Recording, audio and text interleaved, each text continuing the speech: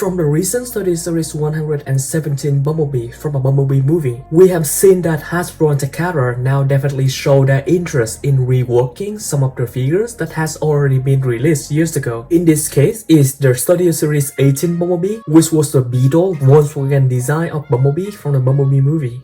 Before this brand new mold of the study series 117, the study series 18 mold was reused and re-released multiple times, including the Target exclusive study series 24, the San Diego Comic Con exclusive study series 20, and even the Takara Tomy exclusive premium finish line study series Bumblebee, which was probably the best version of this study series 18 mold.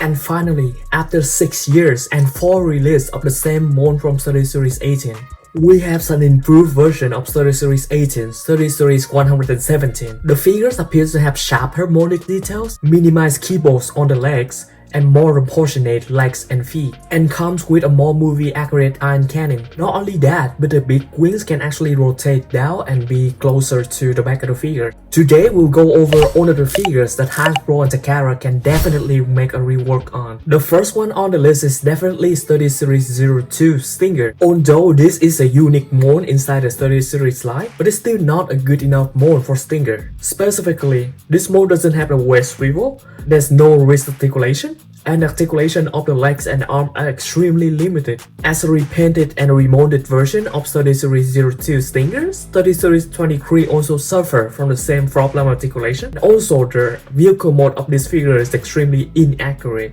Next on this list is Study Series 06 Starscream, which was just an improved and upscale version of the Dark of the Moon Deluxe class Starscream. Because of that, these figures have a very blocky design in comparison to all of the newer Study Series line, and the articulation from these figures was also extremely limited. By remaking a new mold for this Starscream, they can release the Dark of the Moon version of Starscream with brand new articulation and even more accessories. A brand new mold of Study Series Starscream with the Cybertronian tattoo would look so good in the Study Series line.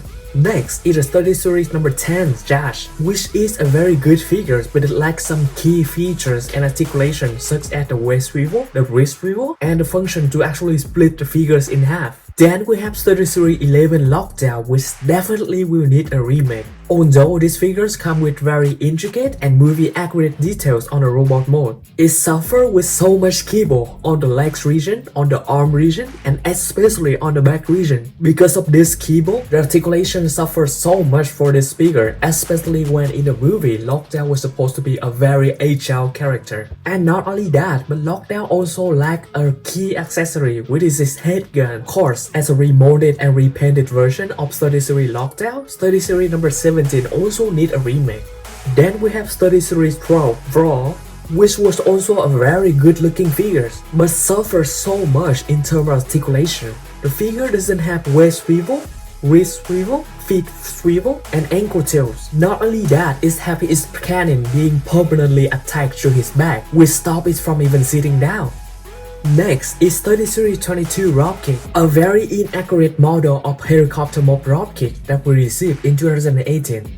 Then we have the Study Series 26 World War II Bumblebee, a very inaccurate model with a totally different vehicle mode from what we saw in the movie. Not only that, but he also suffered from the limited of articulation and also a very big backpack.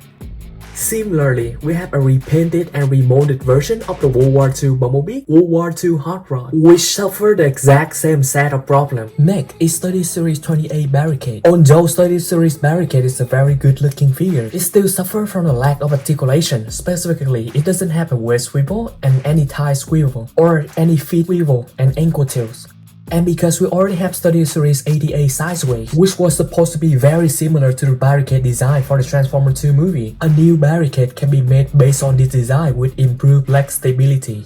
Then we have Study Series 33 Bonecrusher, which is a very good looking figure, but was way too small and lack of articulation, including a waist swivel. And one of the most important figures that desperately need a remastered version is Study Series 34 Dark of the Moon Megatron, which suffer from too many hollow parts and lack of too many pieces of articulation, including waist swivel, wrist swivel, feet swivel, and ankle tails. And the most important factor is that it suffers from too much blockiness from the design. The legs basically look like two boxes which have no ankle tails. And similarly, Study Series 48 also suffer from exact same problem, except that now it have even less accessory, with no cloth cape and no Igor minifigures. As a very important character from Dark of the Moon, he's definitely deserve a way better figure than this.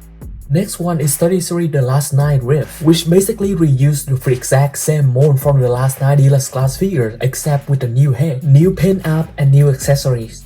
Then we have Study Series 39 Cockman with the exact same figures as the Last Night Deluxe class Cockman, except that now it have a much better paint job. Next, we have Study Series 40 Car Mode Shatter, which has a very accurate robot mode and car mode, except for the fact that it has a wrong head, a head that barely appeared for 1 second in the movie. Next, we have Study Series 43 KSI Boss, which is basically just a repainted version from the Last Night Nitro Zeus figure. Although the figure still look very good on its own, but this figure lack interarticulation and the head is extremely inaccurate.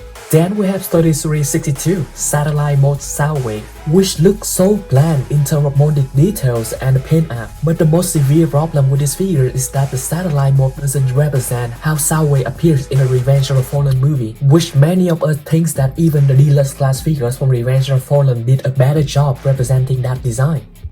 And of course, we have Study Series 64 Clip Jumper on the list. These figures suffer from too much keyboard and too much inaccurate molded detail. To the Cybertronian mode, these figures have a very big backpack, which makes these figures basically a ninja turtle, which can even remove its backpack as a shield.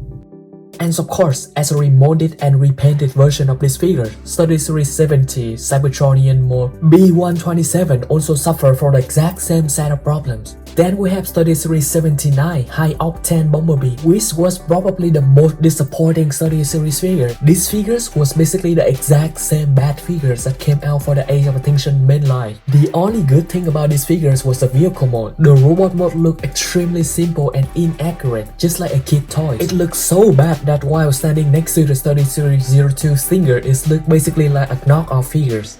Next, we have Study Series 97 Eraser from the Rise of Beast movie. Because Eraser didn't even transform in the movie, these figures have a very concept art robot mode. But even then, the Beast mode was not even accurate to the movie. Then we have Study Series 98 Massimo Cheetor from the Rise of the Beast movie, which has a very accurate robot mode but inaccurate Beast mode. Then we have Study Series Terracon Scourge from the Rise of the Beast movie, which was a very accurate model in comparison to the concept art model, but unfortunately the movie model was extremely different from this design. Then we have Study Series 104 Nightbird, a very nice looking Terracon that suffered from a lack of tab, lack of accessories, and inaccurate wings. Nightbird could have been way better if they just built up the mainline figures.